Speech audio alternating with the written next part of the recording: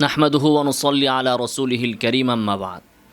নিজের মতের বিপক্ষে গেলে সহিহ হাদিসকে কিভাবে উদ্দেশ্যমূলকভাবে দাঈফ বানিয়ে দেয়, মাওদুউ বানিয়ে দেয়, তার একটি ছোট্ট নমুনা আজকে আমরা এই ভিডিওতে পেশ করব।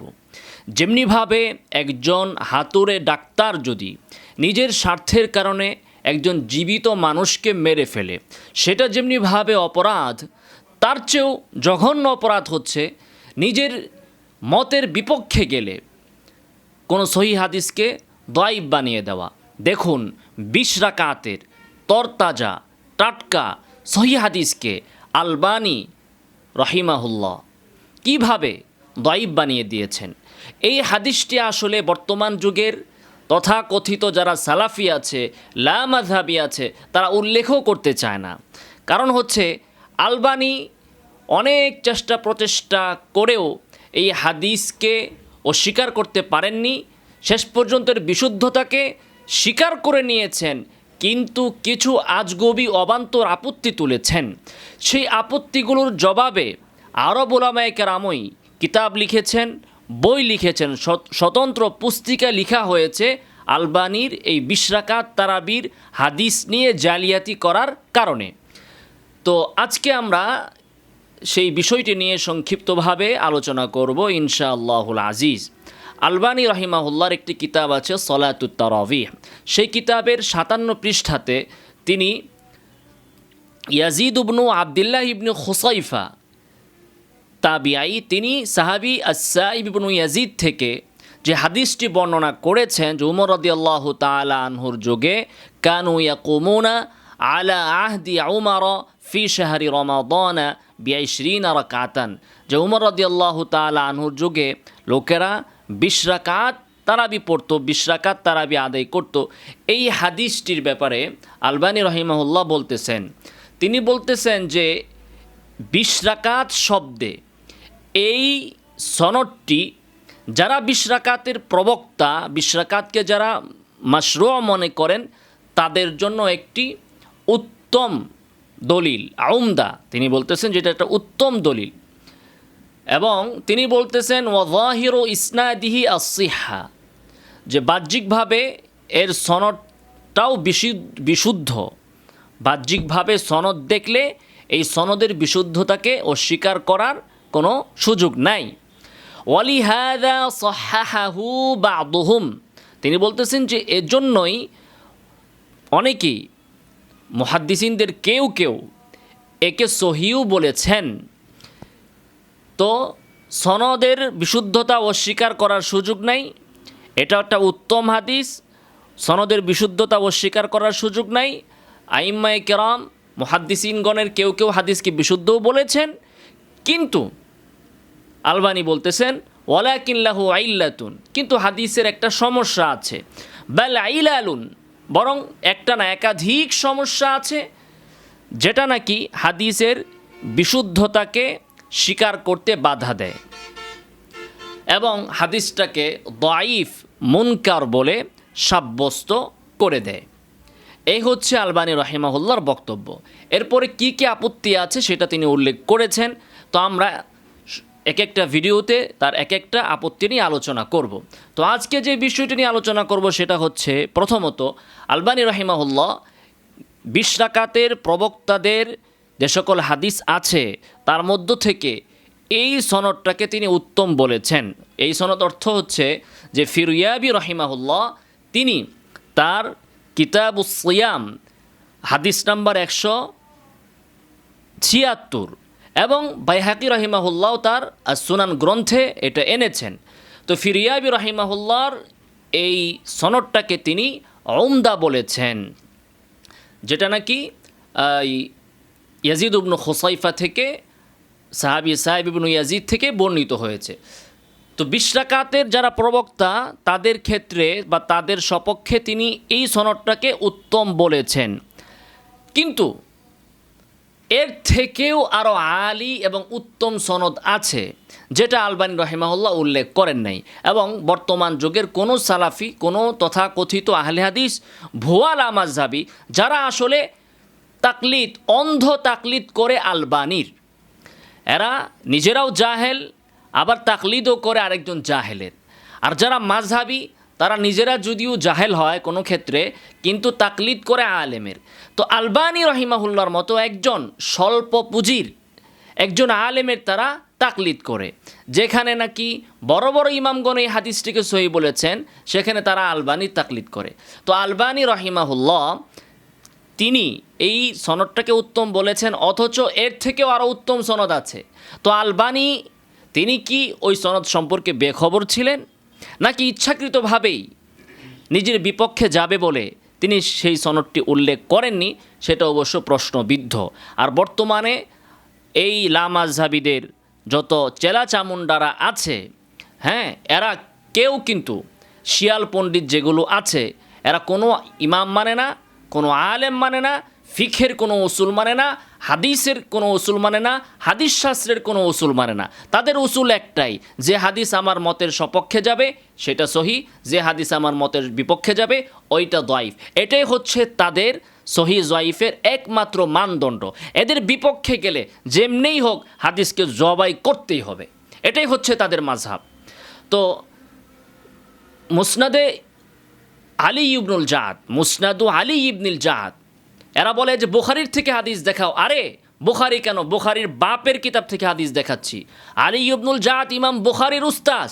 তুমি 10 রাকাতের, তুমি 11 রাকাতের হাদিস আনো বুখারী থেকে, আর বুখারীর বাপের হাদিস দেখাচ্ছি। আলী ইবনুল জাদ ইমাম বুখারীর উস্তাদ। ইমাম বুখারী তার থেকে 13 থেকে 14টা হাদিস বর্ণনা করেছেন সহিহ বুখারীতে। তো মুসনাদু আলী ইবনুল জাদ বর্ণনা নং 2425, আলী ইবনুল জাদ ইবনু আবি যিব থেকে। ইবনু আবি যিবের শতাধিক হাদিস আছে সহিহ বুখারীতে। তিনি ইয়াজিদ ইবনু খুসাইফা থেকে, ইয়াজিদ ইবনু খুসাইফারও একাধিক হাদিস আছে সহিহ বুখারীতে। তিনি সাইব ইবনু ইয়াজিদ থেকে বর্ণনা করেছেন যে ওমর রাদিয়াল্লাহু তাআলা আনহুর যুগে লোকেরা 20 রাকাত তারাবি আদায় করত। তাহলে এখানে প্রত্যেকটা রাবি কিন্তু বুখারীর রাবি। একজনকে অস্বীকার করলে বুখারীর একাধিক হাদিসকে অস্বীকার করা আবশ্যক হয়ে যাবে, অনিবার্য হয়ে যাবে, কোনো সুযোগ নাই। তো এই হাদিসটা কিন্তু তারা উল্লেখ করে না, আলী ইবনুল জাদেরটা তারা উল্লেখ করে না। তো আলবানিও ওই সনদ আনেন নাই, বরং এর থেকে আরও নিচের সনদ আনছেন। অর্থাৎ আলী ইবনুল জাদ থেকে আরও কি বলে ইবনু আবি যিব থেকে অন্য সূত্রের আরও আসফাল সনদ তিনি এনেছেন। এনে অন্তত তাকে ধন্যবাদ দিতেই হয় যে তিনি অনেক কষ্ট করে হলেও, ইচ্ছা না থাকা সত্ত্বেও, বুকে পাথর চাপা দিয়ে হলেও স্বীকার করেছেন যে হাদিসের সনদটা বিশুদ্ধ। হাদিসের সনদে কথা বলার কোনো সুযোগ নাই, হাদিসের সনদ বিশুদ্ধ। কিন্তু তিনি একটু লেজ লাগাইয়া দিয়েছেন, যেহেতু যারে দেখতে নারী তার চলন বাঁকা, লেজ লাগাইয়া দিয়েছেন কি, যা বাহ্যিকভাবে বিশুদ্ধ, একটু লেজ তিনি লাগাইছেন। এরপরে বলেছেন যে এর সনদকে কেউ কেউ সহি বলেছেন। এই কথাটা কখন বলা হয় যে এই সনদটাকে কেউ কেউ সহি বলেছেন, এটা কখন আপনি বলতে পারেন? যখন এর বিপরীত মতও কারো কারো থাকে। কিন্তু এই সনদকে 20 রাকাতের যে সনদ আলবানী উল্লেখ করেছেন, এই সনদ কেউ পৃথিবীর কোনো মুহাদ্দিস দাঈফ বলেন নাই, জারাহ করেন নাই, বাতিল বলেন নাই, শাজ বলেন নাই, বর্জনীয় বলেন নাই, মারদুদ বলেন নাই। তাহলে এভাবে আলবানী কেন উল্লেখ করলেন যে কেউ কেউ সহি বলেছেন? তো আপনি দেখান যে কেউ কেউ জয়ীফও বলেছে। এমন তো না যে পৃথিবীর কোনো হাদিস এমন আছে যার ব্যাপারে পৃথিবীর সকল মুহাদ্দিস মন্তব্য করবেন। 2 জন 4 জন 5 জন তাদের থেকে তো মন্তব্য পাওয়া যাবে, এর বিপরীত মন্তব্য কারো থেকে আছে কি না? তো এইখানে ফিরিয়াবির কিতাবুস সিয়ামের যে হাদিস আলবানী উল্লেখ করলেন, এখানে উল্লেখ করে বললেন যে কেউ কেউ এটাকে সহিও বলেছেন। তো সহি বলেন নাই কে, জয়ীফ বলেছেনটা কে সেটা আপনি দেখান। জয়ীফ তো কেউ বলেন নাই, জারাহ তো কেউ করেন নাই, বরং 11 রাকাতের হাদিসকে যারা করেছেন ইবনু আব্দুল বার, তিনি হাফেজ ছিলেন, হাফিজুল হাদিস, তার ক্ষমতা আছে কোনো হাদিসকে জারাহ করার, সহি জয়ীফ এই মান দেওয়ার। এরপরে সর্বশেষ যে বিষয় সেটা হচ্ছে আলবানী রাহিমাহুল্লাহ এগুলো বলার পরে বললেন যে কেউ কেউ যদিও সহি বলেছেন, কিন্তু পৃথিবীর কেউ জয়ীফ বলেছেন বলে তিনি উল্লেখ করেন নাই।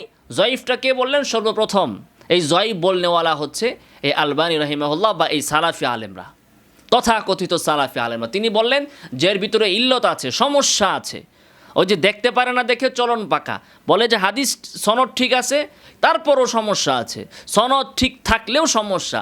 মূল সমস্যা আসলে হাদিসের সনদের ভেতরেও না, হাদিসের ভিতরেও না, মূল সমস্যা হচ্ছে আলবানির মতো আলেমদের কলবের ভেতরে, মূল সমস্যা হচ্ছে এই তথাকথিত সালাফিদের মগজের ভেতরে।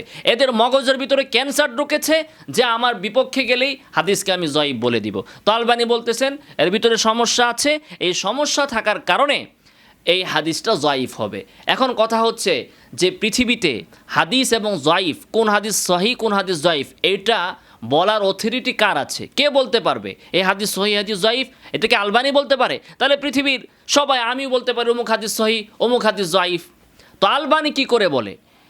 এটা তো মুহাদ্দিসিনদের প্রতিষ্ঠিত নীতি যে তাসহিহ তা জয়ীফ এই দায়িত্ব পালনের অধিকার আছে যিনি হাফিজুল হাদিস, হাফিজুল হাদিসদের। সেখানে আলবানি নিজেই স্বীকার করেছেন তার লিখনীতে যে তিনি হাফিজুল হাদিস না।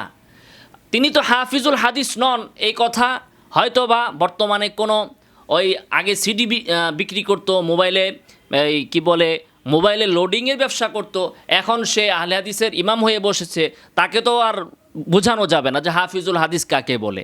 আলবানি যে হাফিজুল হাদিস না এই বিষয়ে কোনো আলেম কোনো আহলে ফনের ভিতরে তো কোনো ইখতিলাফ নাই, তিনি নিজেও স্বীকার করেছেন যে তিনি হাফিজুল হাদিস না। তো হাফিজুল হাদিস যিনি নন তিনি তাসহিহ তা জয়ীফ করার কোনো ক্ষমতা রাখেন না। এটা এরকম না যে একজন মসজিদের ইমাম সাহেব, মজ্জিন সাহেব, তারপর ইসলামিক ফাউন্ডেশনের মহাপরিচালক, হ্যাঁ, তারপরে ওই আলবানি বা একজন বইয়ের লেখক, সে একটা হাদিসের বিষয়ে বলে দিবে এই হাদিস সহি হাদিস জয়ীফ। উপরন্তু কত বড় স্পর্ধা! যে হাদিসকে, যে সনদকে ইতিপূর্বের ইমামগণ সহি বলে গেছেন তিনি নিজেও জানেন, হাফিজুল হাদিসরা বলে গেছেন, মুহাদ্দিসিনরা বলে গেছেন, বিখ্যাত মুহাদ্দিসরা বলে গেছেন, সেইটার মোকাবেলায় আলবানি আইসা বলতেছে যে এর ভিতরে সমস্যা আছে, এজন্য এটা জয়ীফ। আলবানির এই কথা বলারই কোনো অধিকার নাই। এটা তিনি তার অধিকার ছাড়া অনধিকার চর্চা করেছেন। নিজের অথরিটি নাই, নিজের ক্ষমতা নাই, নিজের সেই যোগ্যতা নাই, সেই স্বল্প পুঁজি নিয়ে তিনি সেই কাজটা করতে গেছেন। তিনি আদার ব্যাপারী হয়ে জাহাজের খবর নিতে যেয়ে এই জাতিকে বিভ্রান্ত এবং গুমরা করেছেন। তিনি এই ফার্মেসির ঔষধের দোকানদার হয়ে তিনি সার্জারি করতে গিয়েছেন, তিনি ক্যান্সারের সার্জারি করতে গিয়েছেন, আর তিনি ভ্যানগাড়ির ড্রাইভার হয়ে তিনি রকেট চালাইতে গেছেন। এতে করে আসলে মূলত সমস্যাটা সৃষ্টি হয়েছে। যারা হাফিজুল হাদিস তারা জানতেন এই হাদিস সহি, এই সনদ সহি, এই জন্য এই সনদের উপর কেউ কোনো ইশকাল করেন নাই, কোনো ইল্লতের কথা বলেন নাই। ইল্লত আছে কি নাই সেটা তো নির্ণয় করবে হাফিজুল হাদিসরা, এটা তো আলবানির নির্ণয় করার ক্ষমতা নাই। আলবানির আগে এই বিষয়ে চূড়ান্ত হয়ে গেছে। এখন যদি এই দ্বার উন্মুক্ত করে রাখা হয় যে যে কেউ হাদিসকে সহি জয়ীফ করতে পারবে, তো আমার মন চাইলে আমি বসেও বুখারীর এক হাদিসকে বলে দিব যে এই হাদিসের ভিতরে আমার কাছে এই সমস্যা মনে হচ্ছে, কাজেই সনদ ঠিক, তারপরও আমি এই হাদিসকে মানি না, নাউজুবিল্লাহি মিন যালিক। আবার সহি মুসলিমের হাদিস আমার সামনে আসবে, তো আমার মতের সাথে মিলবে না, আমি বলবো যে বাহ্যিক সনদ ঠিক কিন্তু হাদিসের ভিতরে আমার কাছে এই এই সমস্যা মনে হয়, ফলে আমি এই হাদিসটাকে অস্বীকার করব। এর কোনো সুযোগ কিন্তু নাই। তাহলে এরা কি আলবানির অনুসরণ করবে, না আলবানির বাপের বাপের বাপ ইমাম নববী ইবনু আব্দুল বার তাদের অনুসরণ করবে? কারটা অনুসরণ করবে? যারা হাফিজুল হাদিস ছিলেন, যারা হাফিজুল হাদিস ছিলেন বলে পৃথিবীর সর্বযুগে তাদেরকে স্বীকৃতি দেওয়া হয়েছে, তাদের কথা আমরা নিব এই ক্ষেত্রে? নাকি আলবানি যে এক লাইন লেখলে 10টা ভুল করছে আর তার যুগেই তার দেশের লোকেরাই তার এই ভুলের উপর কলম ধরেছে, সেটা আমরা নিব? আরবের আলেমরাই বলেছেন আলবানির এই ধরনের অপরিপক্ক কাজের কারণে, যে ময়দানের লোক তিনি নন সেই ময়দানে কাজ করার কারণে তিনি যে সকল হাদিসকে সহি বলে বলেছেন সেটাকে সহি বলে বিশ্বাস করা যাবে না তাহকিক করা ছাড়া। তিনি যে হাদিসকে জয়ীফ বলেছেন এর উপর আস্থা রাখা যাবে না, বরং ঘেটে দেখতে হবে আসলে এটা সহি কিনা, আসলে এটা দয়ীফ কিনা। তো বর্তমানে বাংলাদেশের ওই বাঙালিদেরকে হয়তো বা বোঝানো যাবে না তথাকথিত সালাফিদেরকে, কিন্তু আরবের প্রত্যেকটা আলেম, প্রত্যেকটা মুহাদ্দিস, প্রত্যেকটা স্কলার তারা ভালো করে জানেন যে আলবানির কোনো হাদিসের ব্যাপারে যখন তিনি কোনো রায় দেন, ওই রায়কে এর উপর আস্থা রাখা, নির্ভর করা যাবে না। এর উপর কেউ যদি আস্থা রাখে তাহলে নিশ্চিত সে ঘাতায় যেয়ে পড়বে। আপনি আনারি মার্কা অপরিপক্ক কোনো গাড়িতে উঠলে যদি ড্রাইভার আনারি মার্কা হয়, অপরিপক্ক হয়, তাহলে ওই ড্রাইভারের উপর নির্ভর করলে আপনি নিশ্চিত খাদে যেয়ে পড়বেন। আলবানির অবস্থাও হচ্ছে সেটা। কাজেই আলবানি এখানে যে কথাগুলো বলেছেন আমরা এগুলো খণ্ডন করলাম। আস্তে আস্তে তিনি যে সমস্যাগুলো দেখিয়েছেন, আমরা প্রত্যেকটা সমস্যা নিয়ে কথা বলবো এবং দেখাবো যে আলবানি আসলে এখানে যে সমস্যাগুলোর কথা বলে এই সহিহ হাদিসটাকে জবাই করার চেষ্টা করেছেন, আসলে সমস্যা সহিহ হাদিসের ভিতরে ছিল না, সমস্যা হচ্ছে আলবানির মাথার ভেতরে, আলবানির কলবের ভিতরে। আল্লাহ তাআলা এদেরকে হেদায়েত দান করুন, আলবানিকে ক্ষমা করুন। আমিন ওয়া আখিরু দাওয়ানা আলহামদুলিল্লাহি রাব্বিল আলামিন।